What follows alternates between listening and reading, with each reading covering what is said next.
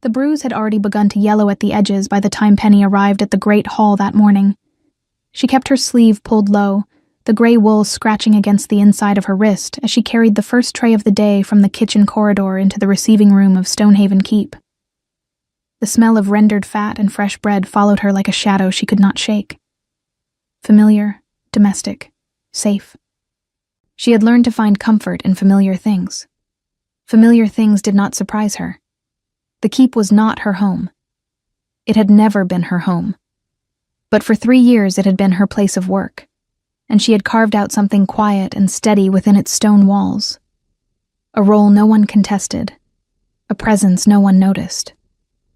She was the head steward's assistant, responsible for the preparation of the Lord's receiving chambers, the arrangement of morning councils, the management of visiting delegations, and the 1,000 invisible tasks that kept a noble household running without anyone having to ask.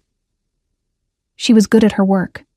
She was precise, efficient, and most importantly, invisible. That invisibility had once felt like armor. Now she understood it had been a cage. She set the tray on the long oak table near the arched window and straightened the cups with practiced fingers. Outside, the sky was the color of old iron, low clouds pressing down on the mountains that ringed the valley, the kind of morning that smelled like rain before the first drop ever fell. The courtyard below was already busy with the movement of horses and cloaked riders. Something was happening. She had noticed the extra guards on the outer gates when she came through the servants' passage, but she had told herself it was not her concern. She told herself that about many things. The door at the far end of the room opened. She did not look up. "You're early." She recognized the voice before she could stop her body from reacting. A tightening through her shoulders, a stillness in her hands that was not calm, but its near cousin. She set the last cup down with quiet precision and turned. Dorian stood in the doorway. He was dressed better than she remembered. New riding coat, dark green with brass buttons. His brown hair combed back the way he used to wear it when he wanted to look like someone of standing. He had that look on his face, the one she used to mistake for confidence. "I heard you were still working here," he said, stepping inside as though the room had been expecting him. Penny kept her expression level. "I work here every morning. Nothing unusual about that." "No." He smiled, and the smile did not reach anywhere near his eyes. "I suppose not." She turned back to the table and began unfolding the linen napkins. Her hands were steady. She had practiced this, the steadiness, for 8 months, since the morning she had found his letter. Since the morning she had understood, with a cold and total clarity, that the man she had trusted with her brother's name, her family's last holdings, and the small amount of gold her father had left hidden behind a stone in the cellar, had taken all of it. Not borrowed, not misplaced. Taken. And vanished. For 4 months. Until now, apparently. "I came to speak with the steward," Dorian said from somewhere behind her. "Lord Fenwick's council has business with Stonehaven's household accounts. Then you should wait in the outer hall. The steward receives visitors there. I wanted to see you first." She set the last napkin down and faced him again, because she refused to give him her back as a retreat. "Dorian, whatever you want to say, I have no interest in hearing it. I have work to finish before the council arrives." "You always had work to finish." Something shifted in his expression. Not hurt. Something harder than hurt. "That was always the problem with you, Penny. You were so busy being useful to everyone else that you never asked what was actually happening around you." The words landed strangely, because they were not entirely wrong, and he knew it. That was the particular cruelty of people who had once been close. They knew exactly which truths to weaponize. "What do you want?" she asked. He took another step toward her. The room was large, but somehow it shrank. "I want to explain. What happened with the money?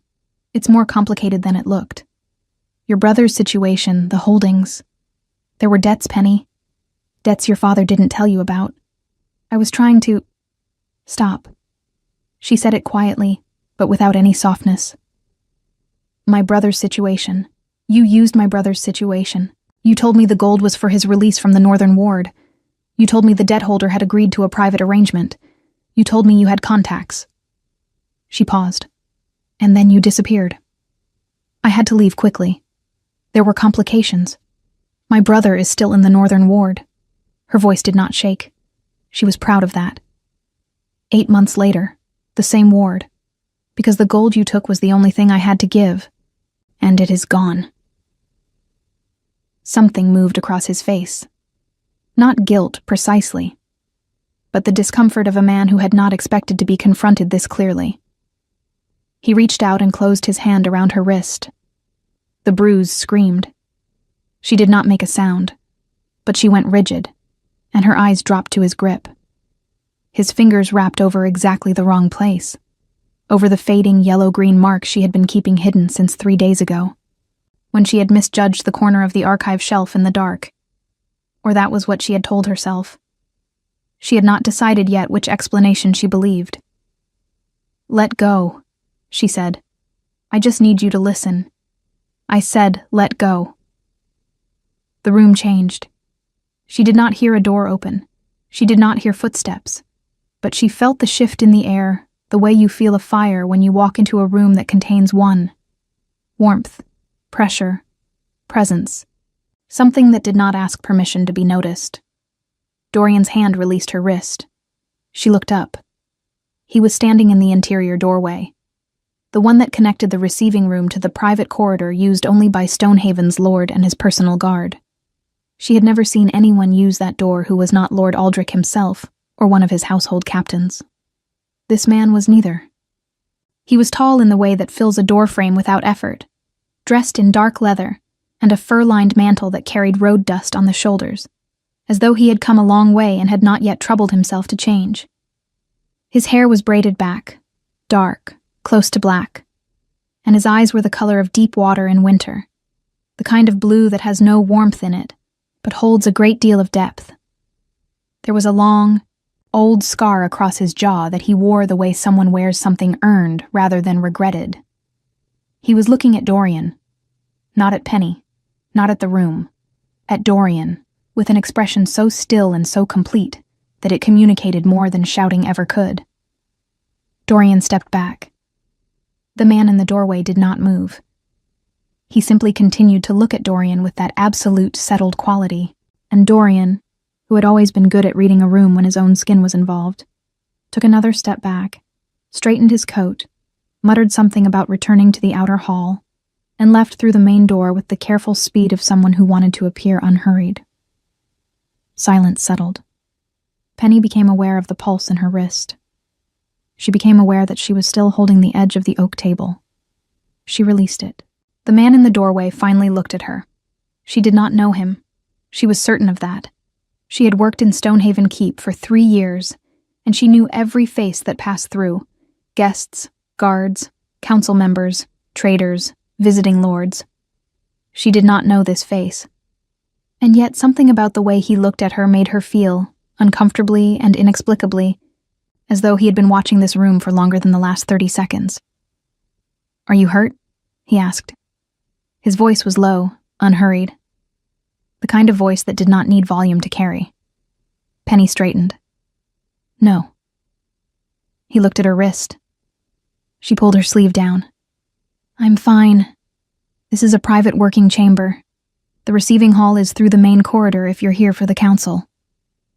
He did not answer immediately. He looked at her with that deep, still quality for a moment longer, not rudely, not intrusively, but with the particular attention of someone who is deciding something. And then he stepped back into the private corridor and was gone. The door closed without a sound. Penny stood in the middle of the room, her heart doing something unreasonable inside her chest, and tried to remember what she had been doing before all of it. The cups, the napkins, the morning council. She picked up the last folded cloth and smoothed it against the table. Outside, the iron sky finally broke open, and the rain began. The council arrived at mid-morning, and with it came a name. Penny heard it first from Greta, the senior kitchen maid, who said it the way people say the names of storms, with a kind of breathless, Involuntary reverence that told you everything about the weight the name carried before any explanation followed. "King Aidan of the Northern Reach is here," Greta whispered, pressing close as Penny refilled the water pitchers in the side corridor outside the council chamber. "They say he came with only 4 riders. No herald, no announcement. Just rode through the gates at dawn like he owned the road." Penny kept her eyes on the pitcher. That's not unusual for a king traveling under discretion. "It's unusual for this king." Greta's voice dropped further, though there was no one else in the corridor. "They say he hasn't left the Northern Reach in 2 years, not since the war ended. They say he doesn't come south unless something is already on fire." Penny said nothing. She set the pitcher down, lifted the tray, and turned toward the council chamber door. She knew, before she had finished turning, who she was going to see when she stepped inside. He was seated at the far end of the long table, not at the head, which was reserved for Lord Aldrich of Stonehaven, but 2 seats from it, in a position that was neither dominant nor subordinate, which somehow communicated more authority than either would have. He had changed out of the road-dusty mantle. He wore dark wool now, simply cut, with a single iron clasp at the collar. No crown, no visible mark of rank. He did not need one. His 4 riders were stationed along the far wall, and they had the particular stillness of men who have been in enough dangerous rooms to know how to occupy a corner without appearing to hide in it. Lord Aldrich sat at the head of the table, looking the way he always looked when powerful people arrived without warning, carefully composed and quietly terrified. Penny moved along the wall with practiced silence, setting fresh pitchers at intervals, collecting the emptied cups from the earlier preparation. She had done this 1,000 times. She knew how to be in a room without being in it. But she felt the moment his attention found her, she did not look up. She kept her hands steady on the tray and her gaze on the work. But something at the base of her neck registered it. That stillness turned in her direction. That quiet weight of focus. "The matter of the Eastern Corridor claims," Lord Aldrich was saying, his voice carrying the strained brightness of a man managing a conversation he had not prepared for. "We have documented the boundary disputes going back 4 generations, Your Grace, and Stonehaven's position has always been, I'm not here about the Eastern Corridor." King Aidan's voice cut through the chamber without rising, clean and final, like a door closing. "I'm here about the household accounts." Silence around the table, Penny's hands stilled on the tray. "The accounts," Lord Aldrich repeated carefully. "Specifically, the arrangement your household steward entered into with a debt broker named Dorian Ashfeld, operating under the name of a Lord Fenwick, who does not, as far as my record keepers have established, exist." The silence in the chamber became a different kind of silence.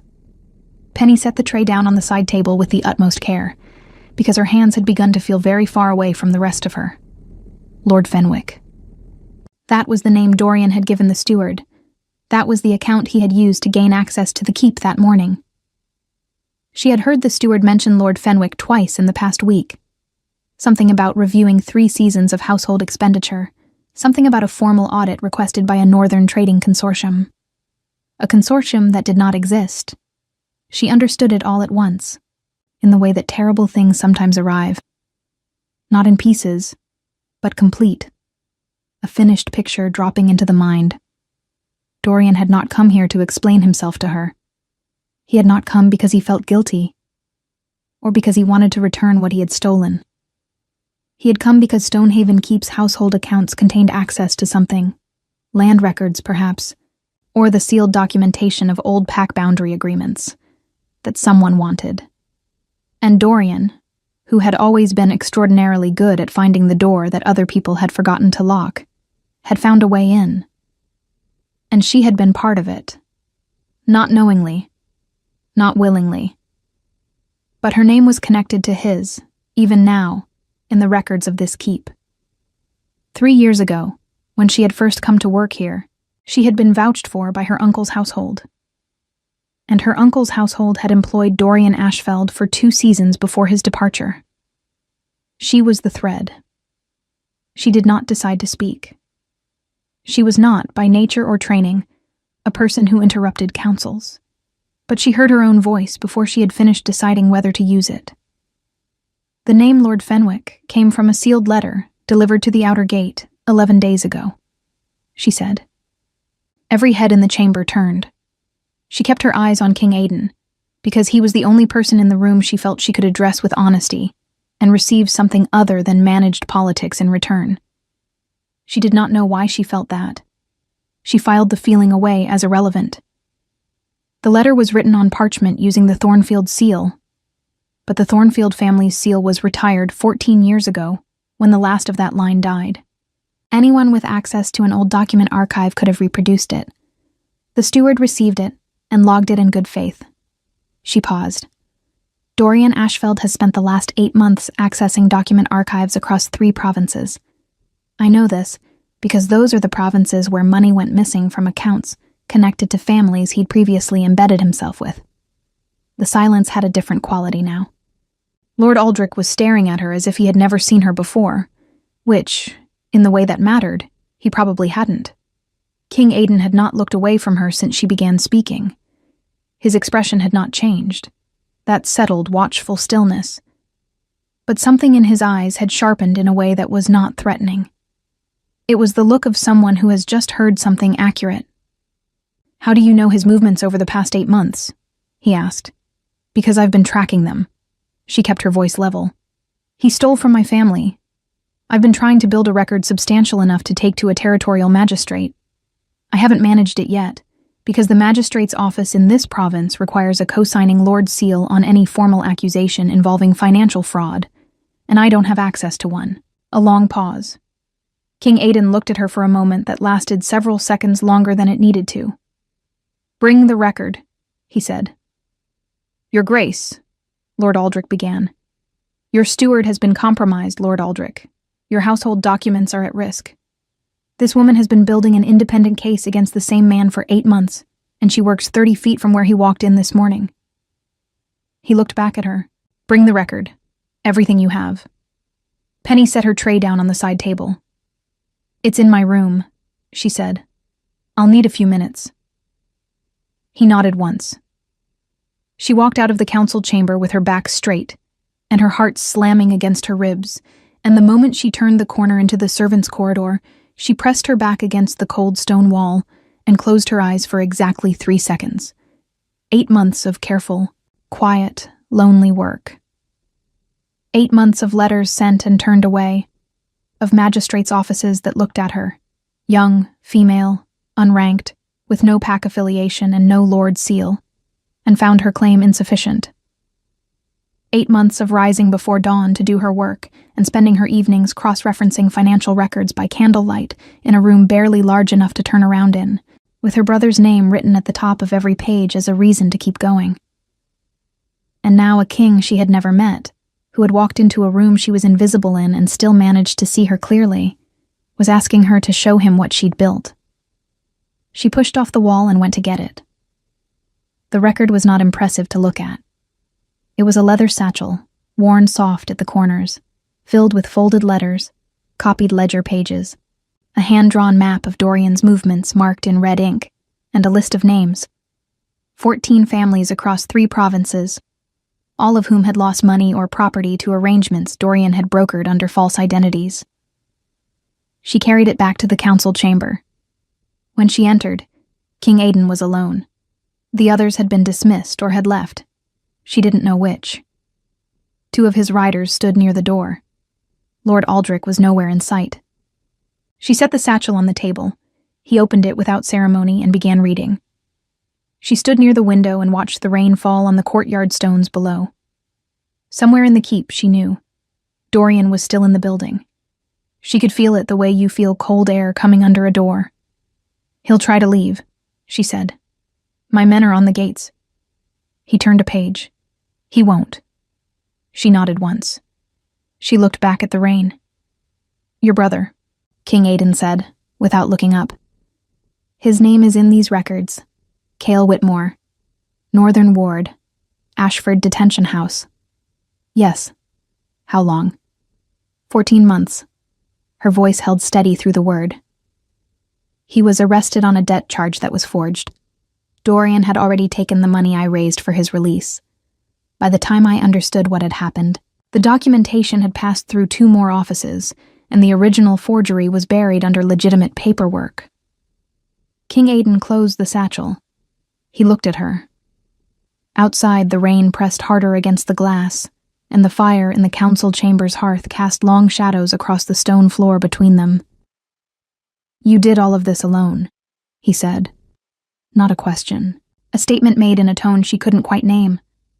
Something that was not quite pity, and not quite admiration, and was perhaps closer to recognition. "I didn't have any other option," Penny said. He was quiet for a moment. Then he said, "You do now." She did not trust it. That was the honest truth, and Penny was, above everything else, committed to honesty, particularly the kind that was uncomfortable to admit. She sat in the small chair beside the council chamber's hearth after King Aidan's riders escorted Dorian to the keep's holding room, and she turned the offer over in her mind, the way you turn something sharp over in your hands, looking for the edge before it finds you. You do now. 2 words. Simple, clean, delivered without performance. And yet she had spent 8 months learning the particular cost of trusting words that sounded like rescue. She kept her hands folded in her lap and watched the fire. King Aidan had not left the chamber immediately. He had sent 1 rider to secure the gates, 1 to the holding room with Dorian, and the remaining 2 to retrieve the keep's steward for a separate interview. Then he had sat back down at the council table and begun reading through her documentation again, more slowly this time, with the focused quiet of someone who was genuinely processing rather than performing thoroughness. She had not been dismissed. She had not been invited to stay. She occupied the uncertain middle ground between those 2 things, which she found, oddly, less uncomfortable than she would have expected. At least in uncertain ground she knew how to stand. "The forgery on your brother's debt charge," King Aidan said, not looking up from the papers. "Do you have a copy of the original document?" "A transcribed copy. The original is held in the Ashford Detention House Records Office. I requested it twice. Both times I was told the file was under administrative review." Administrative review. He turned a page. That phrase means someone is being paid to keep the file buried. That was my conclusion as well. He looked up. Who in Ashford would have the authority to authorize that kind of delay? "The detention warden reports to the province's civil administrator. The civil administrator in Ashford is a man named Reston. He has 3 documented financial arrangements with trading houses that I've linked to Dorian's network. Not directly, but through 2 intermediaries." She paused. "It's in the 2nd section of the record. The pages with the blue ink margin notes." He found the pages. He read them. The fire crackled. Rain continued its low conversation with the window glass. Somewhere deeper in the keep, she could hear the muffled, echoing sound of the steward's voice rising in either outrage or distress. She couldn't tell which, and found she didn't particularly care. "This is substantial," King Aidan said. "It's not enough for a magistrate." "No, for a magistrate you're right, but it's enough for a king." He closed the satchel a 2nd time and looked at her steadily. "I have jurisdiction over the Northern Territories, which includes Ashford. I can send a royal order to the detention house within the hour. Your brother can be released by the end of the week, pending a formal review of the original charges, which, given what you've compiled here, will not survive that review." Penny's chest did something complicated. She had prepared herself, carefully and deliberately, not to hope. Hope was expensive. She had learned that the hard way, and she had been a thorough student. But the feeling came anyway, uninvited, pressing up from somewhere below her careful preparations. She kept it off her face. "Why?" King Aidan looked at her without surprise. He had the quality, she was noticing, of a man who expected direct questions and did not find them impertinent. "Because what has been done to your family is a provable injustice within my territory, and addressing provable injustice is my function." He paused. "And because Dorian Ashfeld has been operating across 3 of my provinces for the better part of a year. and the documentation you've built is the most complete record I've encountered of his methods. I need that record, and I need you to walk my investigators through it." "That's why," she said. "Yes."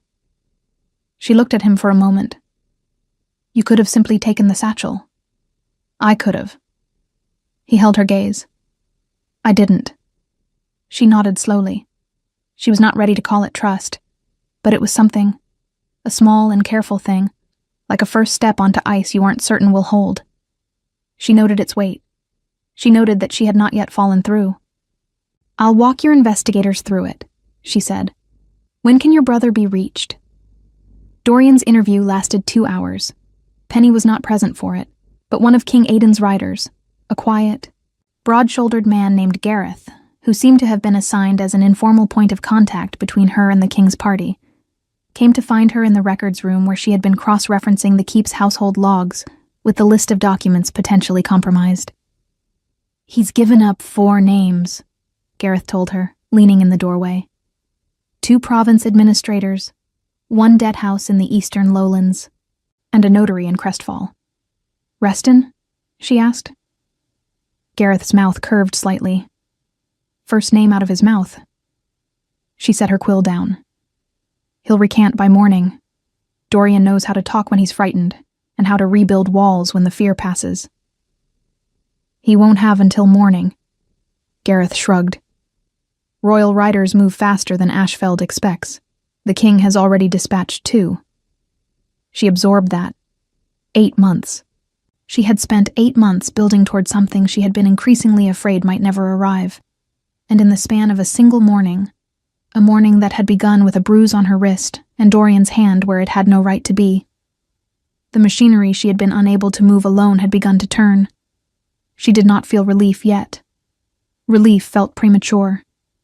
But something had shifted in the weight of the days ahead, and she was honest enough with herself to acknowledge it. King Aidan did not leave Stonehaven Keep that evening. The rain had worsened by midday, turning the mountain roads into streams of brown water and loose stone. Lord Aldrich, still wearing the expression of a man who had narrowly survived something he didn't fully understand, offered the king's party lodging with the careful generosity of someone who knows the offer is not truly optional. Penny took her supper in the kitchen, as she always did, seated at the far end of the preparation table with a bowl of barley stew and a piece of rye bread, her notes spread beside her. Greta asked her 17 questions across the course of the meal. She answered 3 of them.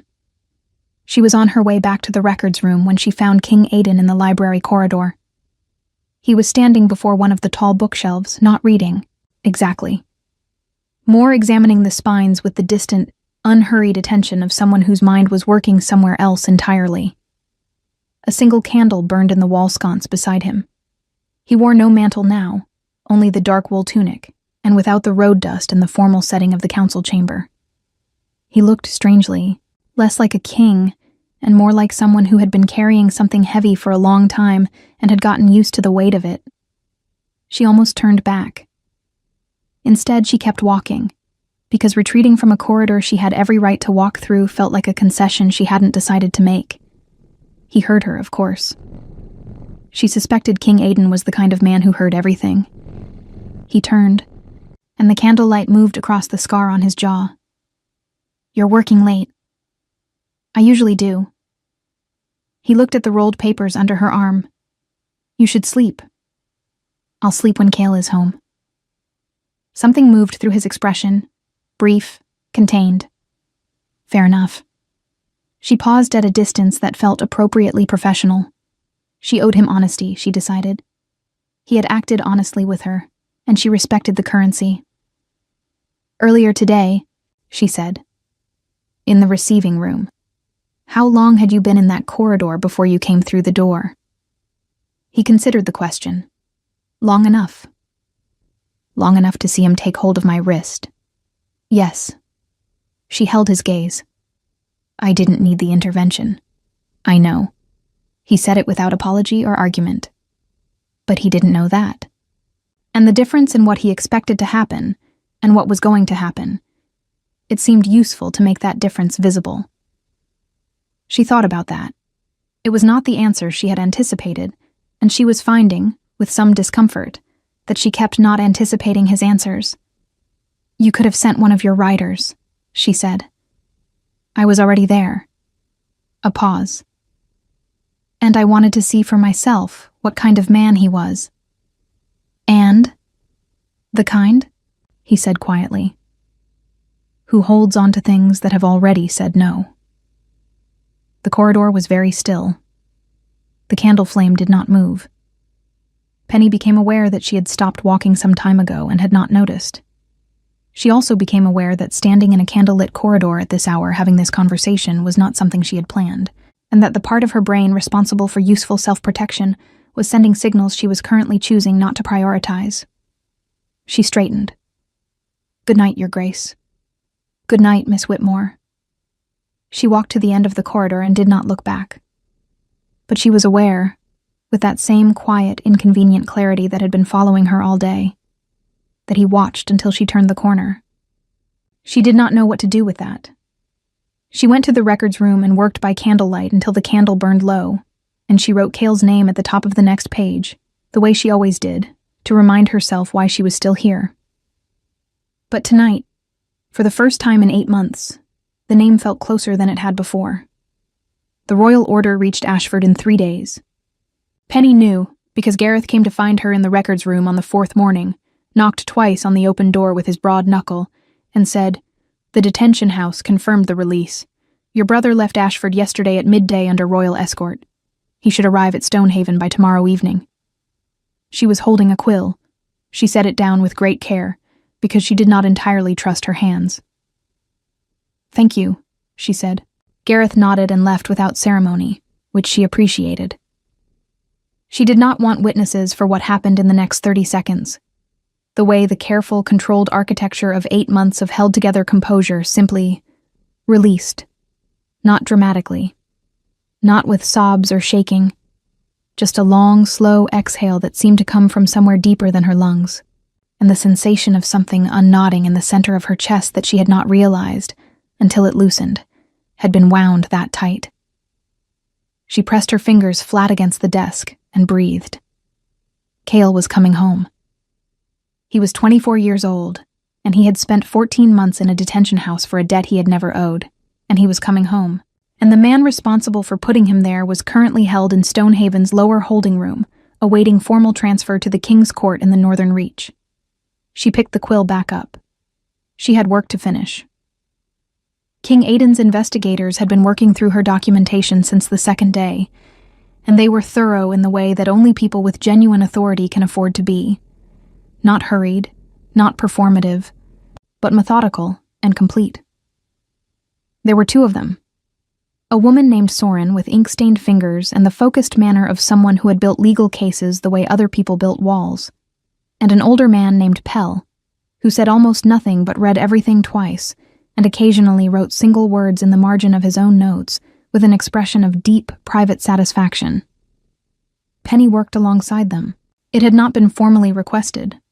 Soren had simply arrived at the records room on the 2nd morning, set her own materials on the opposite end of the table, and said, "Walk me through the margin notes in Section 3, as though it had already been agreed upon." Which Penny supposed it had been. She walked Soren through every section. She explained the cross-referencing system she had built, the way she had tracked Dorian's false identities through the consistent repetition of certain phrasing in his forged documents, a habit he had no idea he had, and the financial pattern that connected 14 families across 3 provinces into a single, coherent web of extraction. Soren listened without interrupting. At the end of the 3rd day, she said, "This is the work of a trained investigator." "I'm a household steward's assistant," Penny said. "You were," Soren said, and went back to her notes. Penny did not examine that sentence too closely. Not yet. On the 5th day, Reston, the civil administrator of Ashford, was brought to Stonehaven under royal summons. He arrived in a carriage that was trying very hard to look dignified and mostly succeeding, and he swept into the keep's receiving hall with the particular energy of a man who believed that offense was the best defense against an accusation he knew was coming. He was red-faced and loud, and he used the word outrageous 4 times in the first 5 minutes, and he directed most of it at Lord Aldrich, who absorbed it with the expression of a man standing in a rainstorm and trying to appear dry. Penny was in the corridor outside the receiving hall, carrying a tray she had no intention of delivering, because she needed to hear this. She heard King Aidan's voice through the door before she reached it. He was not loud. He was never loud. But Reston's voice stopped mid-sentence and did not resume, which told her everything about the quality of whatever had just been said. She pressed close to the wall beside the door. 14 documented financial arrangements linking your office to Ashfeld's network, King Aidan was saying. 2 of those arrangements directly delayed the release of an innocent man from your province's detention facility. I have the original debt documentation recovered from the detention house records office as of 2 days ago.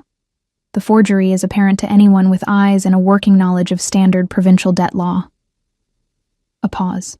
You have the option to make a full account of your involvement to my investigators today, which will be noted in your sentencing review. Or you can maintain your current position, in which case the review proceeds without your cooperation, and the outcome reflects that. A silence. Then Reston's voice, considerably reduced. I want it noted that I was not the originating party. It will be noted, King Aidan said. Everything will be noted. Sit down. Penny moved away from the door before someone opened it. She carried the tray back to the kitchen, set it on the preparation table, and stood for a moment with her palms against the cool stone edge. 14 months. Reston had known. He had taken money to keep Cale's file buried, and he had known. And he had collected his payment and gone home to his carriage and his red face, and his sense of personal outrage every time anyone suggested he was accountable to something larger than his own convenience. She felt the anger then, clean and cold, like water from a deep well. She had been keeping it at a controlled distance for months, because anger without a direction to move in was just weight to carry. But now it had somewhere to go, and she let herself feel the full shape of it without apology. Cale arrived the following evening. He was thinner than she remembered. His coat was too large for him now, borrowed from one of the royal escort riders, and it made him look young, in a way that pressed against something sore inside her. But he was walking on his own, and his eyes were clear, and when he saw her standing at the keep's main entrance, his face did something that undid her far more efficiently than anything else that had happened in the past 5 days. She crossed the courtyard at speed that was not quite running. He caught her with both arms and held on, and she let him, pressing her face against the shoulder of the oversized coat that smelled like road dust and pine and stranger's wool. And she did not cry, but it was a near thing, and she decided that near things counted.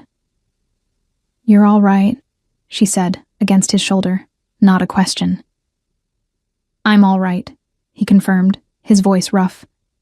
"Penny, how did you—" "Later," she said. "Come inside. It's cold." She introduced Cale to no one that evening. She installed him in the guest room Lord Aldrich had grudgingly provided, brought him food from the kitchen, and sat with him for 2 hours while he ate. And she talked. Not everything. Not yet. But enough. Enough for him to understand what had been done, and who had done it, and what was now happening to those people. He listened with his jaw tight, and his hands wrapped around a cup of warm broth. And when she finished, he was quiet for a long time. "You did all of this," he said. "I had help. Recently. The king's people." "Yes." Another silence. Then, "I want to thank him." "That can be arranged," she said. "Sleep first." She left him with the fire burning low and the extra wool blanket folded at the foot of the bed, and she walked back through the keep's corridors toward the records room with the particular stripped feeling of someone who has been running toward something for a very long time and has just arrived and does not yet know what to do with stillness. King Aidan was in the corridor outside the records room. He was not waiting, precisely. He was standing beside the window at the corridor's end, looking out at the dark courtyard below where the lanterns made small amber pools on the wet stones. She had the sense that he had been there for some time, and had not needed a reason beyond the night air and the quiet. He turned when he heard her. "Your brother arrived safely," he said. "Yes." She stopped a few feet from him. "Thank you. I know I've said it before. I want to say it again with more precision. Thank you for the order, for the speed, for not making me justify it a fourth time to a magistrate who had already decided I was insufficient. Something shifted in his expression at that last word. You were never insufficient, he said. The system was designed to make you feel that way. There's a difference. She looked at him. The corridor lantern was behind him, and his face was half in shadow, and she was aware, with the tiredness of 5 days of concentrated work and the relief of Cale's arms around her shoulders, that her usual defenses were operating at reduced capacity. You've been here 5 days, she said. You came for the accounts. The accounts are settled. Not entirely, he said. The case against Ashfeld and Reston has to be formally prepared for the royal court. Soren needs another 4 days at minimum. He paused. And there is the matter of the other 13 families whose losses are documented in your record. The case isn't complete until they're addressed. She studied his face. That could have been handled by correspondence. It could have been. You didn't have to stay. He held her gaze steadily. No, he said quietly. I didn't have to. The lantern flame moved. Rain tapped at the corridor window, softer now than it had been. The storm settling into something lighter, something that was no longer trying to prove a point. Penny stood in the middle of that corridor and understood, with the same clarity that had always been both her gift and her difficulty, exactly what she was being told. Not pushed, not demanded. Simply said, plainly and without disguise, by a man who apparently communicated the same way whether he was addressing a court or a corridor at night. It was not a declaration. It was an acknowledgement. The difference mattered. Good night, Your Grace, she said. Good night, Penny. It was the first time he had used her name. Just her name, without the formal title, and it landed differently than she was prepared for. She went into the records room and stood very still for a moment in the dark, before she lit the candle. Then she sat down, opened her notes, and tried to concentrate on the work. She managed it, eventually, but it took longer than usual. The formal hearing was held on the 9th day. Lord Aldrich's great hall had been arranged for the occasion. The long tables pushed to the walls. The council chairs arranged in a half-circle facing the raised platform where King Aidan sat, not on a throne, but on a plain oak chair, which somehow communicated more authority than carved stone ever could. Soren stood to his left, with the completed documentation bound in dark leather. Pell stood to her left with a second copy. The keep's household staff, the provincial record keepers summoned from the nearest township, and 3 representatives from the territorial magistrate's office, the same office that had turned Penny away twice, filled the chairs arranged along the walls. Penny sat in the second row with Cale beside her. He had slept for 14 hours, and eaten enough for 2 mornings, and the color had begun to return to his face.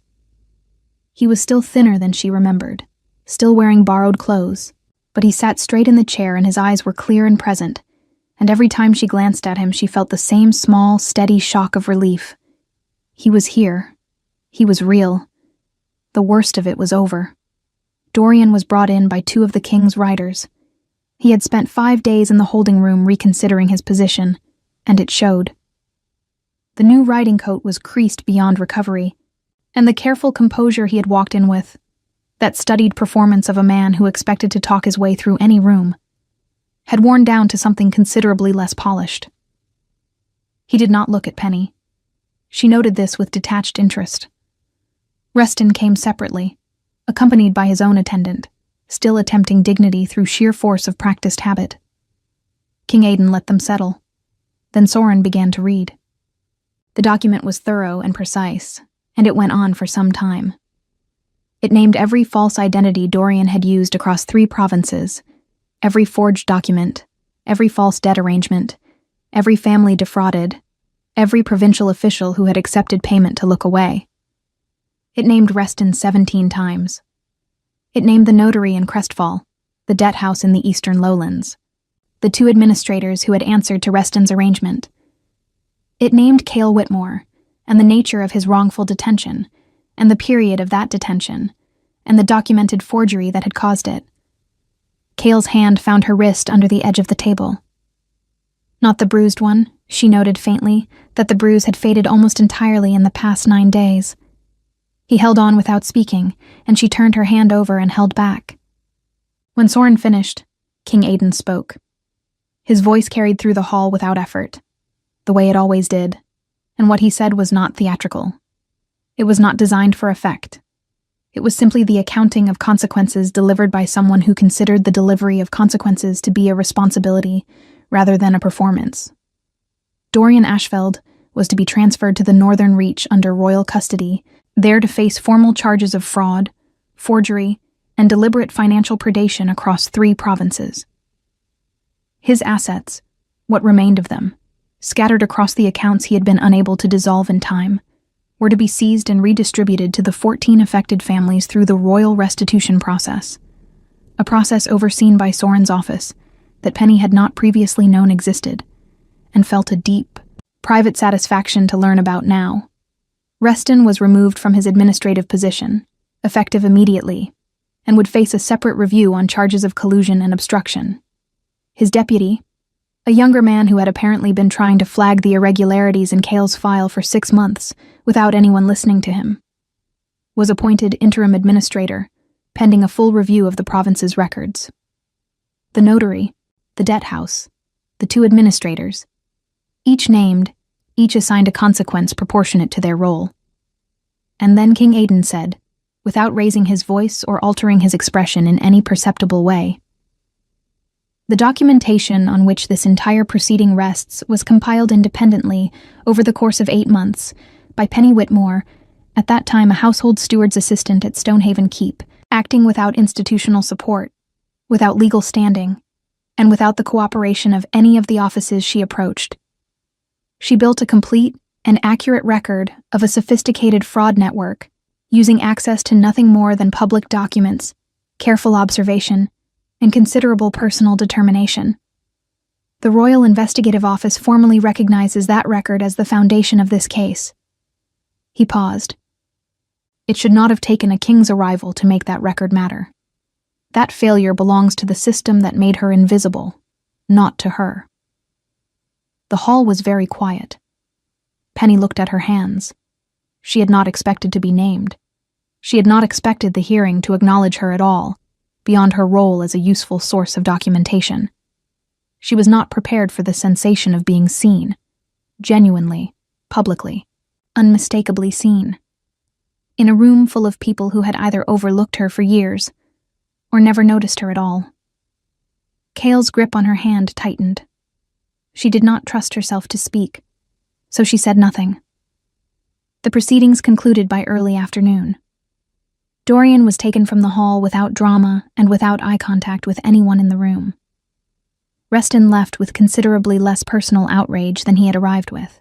The provincial record keepers gathered their copies of the documentation and departed with the specific, purposeful energy of people who have just been given a great deal of important work to do. The hall emptied gradually, the way rooms do after significant events, slowly, with the particular awkward dispersal of people who have witnessed something and are still deciding what to make of it. Penny remained in her chair until it was almost empty. Then she stood, straightened her skirt, and walked to the tall window at the hall's side wall, where the afternoon light came through in long, pale columns, and the courtyard beyond was already returning to its ordinary rhythm. She heard King Aidan's footsteps before he reached her.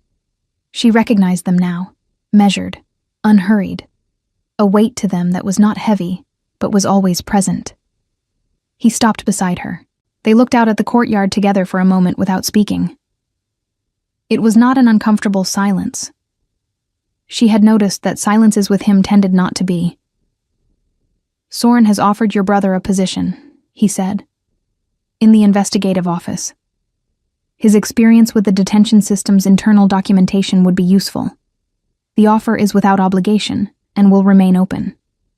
Penny absorbed this. "You didn't tell me before the hearing. I didn't want it to affect your presence in the room." A pause. He should hear it as something offered to him, not as part of a transaction involving you. She looked at him. That was considerate. It was accurate, he said simply. She turned back to the window. Below, 2 of his riders were preparing horses in the courtyard. She had known, in the back of her mind, that the hearing's conclusion would be the natural ending point of his stay at Stonehaven. The accounts were settled. The case was formally documented and transferred. His presence here no longer had an official purpose. "When do you leave?" she asked. "Tomorrow morning. Weather permitting." He glanced at the sky beyond the glass. Clear now, washed clean by 9 days of rain. The mountains sharp and white-edged against the blue. "It will permit." She nodded. She was quiet for a moment, working through something she had been working through for several days, with the same careful, honest attention she gave everything she was uncertain about. "I owe you more than I can repay," she said. "I want to be honest about that, without making it a burden between us." "It isn't a burden. I know you'd say that.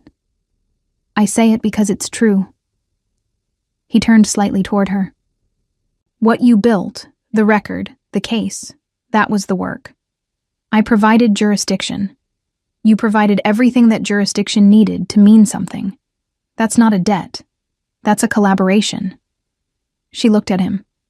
"You're very precise with words for someone who uses so few of them."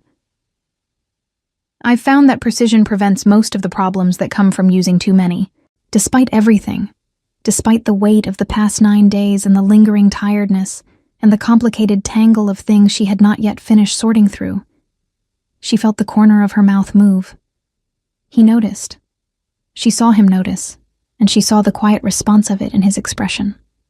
Something that was not a smile, precisely, but was the thing that exists just before one, held there with the same containment he applied to everything. "There's a position in the Royal Administrative Office," he said. "Northern Reach. It would involve coordinating between the investigative division and the provincial record systems, specifically the reform of the documentation processes that allowed Ashfeld's methods to go undetected for as long as they did." He held her gaze. "Soren recommended you before the hearing concluded. I agreed with her assessment before she finished the sentence." Penny stilled. "That's not a small offer," she said carefully. "No. The Northern Reach is a long way from Stonehaven." "Yes." She looked at him for a long moment. He returned her gaze with the steady, unhurried patience that she had come to understand was not performance. It was simply how he was, in the same way that the mountains beyond the window were simply what they were. Present, constant, not asking to be anything other than exactly themselves. She had spent 8 months learning what it cost to trust the wrong person. She had also spent 8 months learning, slowly and without meaning to, what it looked like when trust was actually warranted. She had learned it in the difference between the way Dorian had held her wrist and the way King Aidan had simply stood in a doorway and let his presence be enough. She had learned it in documents reviewed without condescension, in a brother released without being used as leverage, in a name spoken plainly in a public hall by someone who had no obligation to speak it. She was not reckless. She had never been reckless. But she was honest. "I'll need a week," she said, "to settle things here properly. My notice to Lord Aldrich, Cale's decision about Soren's offer. That's his to make, not mine. A few arrangements." King Aidan nodded once. "A week is reasonable." "And I want it understood," she continued, "that I'm accepting a professional position, not a charity, not a gesture." "Understood. Soren will send the formal terms of appointment in writing before you leave." "Good." She turned back to the window. The courtyard below was ordinary and calm. The afternoon light lay clean and even across the stones. "One more thing," she said. "Yes." "In the corridor, 9 days ago, you said you wanted to see what kind of man he was." She paused. "What kind of man were you looking for?" A silence. Then, "The kind worth the trouble of removing." She considered that.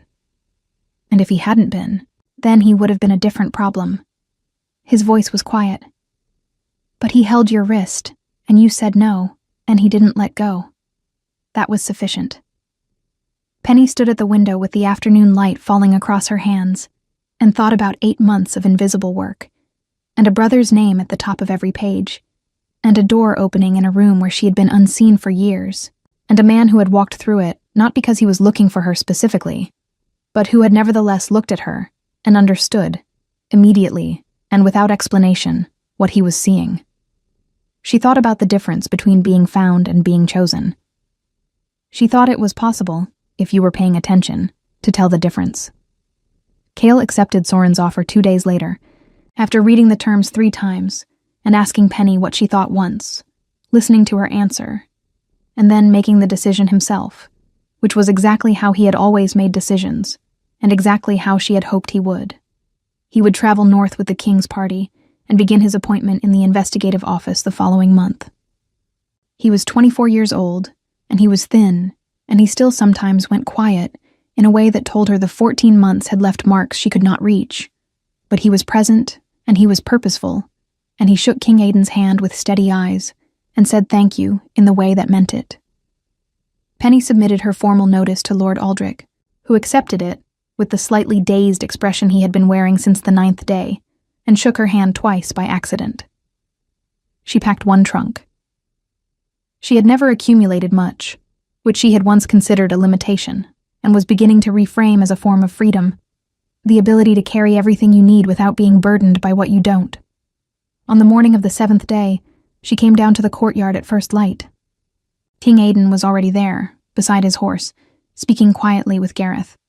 He saw her cross the courtyard and said something brief to Gareth, who nodded and moved away with the discretion of someone who had clearly been doing this long enough to recognize when discretion was called for. Penny set her trunk with the luggage and came to stand beside him. The morning was cold and clear. The mountains were very close in that particular way they only are in early light, every ridge visible, the snow on the highest peaks catching the first pale color of the rising sun. The air smelled of pine and cold stone and the horses and the wood smoke from the keep's chimneys, and it was, she thought, a very good kind of morning to begin something. "Ready?" he asked. She looked at the mountains. She thought about the records room she was leaving, and the corridor where she had worked by candlelight for 3 years, and the 8 months of careful, solitary, necessary work that had brought her to this courtyard on this morning. She thought about what came next. "Yes," she said. They rode north as the sun came fully over the mountains, and the road ahead was long and clear, and Penny Whitmore rode it as herself, not invisible, not insufficient, not defined by what had been taken from her, but as the woman who had built the case that a king had needed, who had brought her brother home, who had looked at an offer made honestly and accepted it on her own terms. The mountains opened around them as they rode, vast and indifferent and beautiful, and the morning light came down across the road without asking permission from anyone. It was, she decided, exactly enough. The formal charges against Dorian Ashfeld were upheld in the Royal Court of the Northern Reach 3 months later. He was sentenced to 7 years of supervised labor in the Provincial Records Reform Program, a sentence widely considered to have a particular poetic justice, given the nature of his crimes.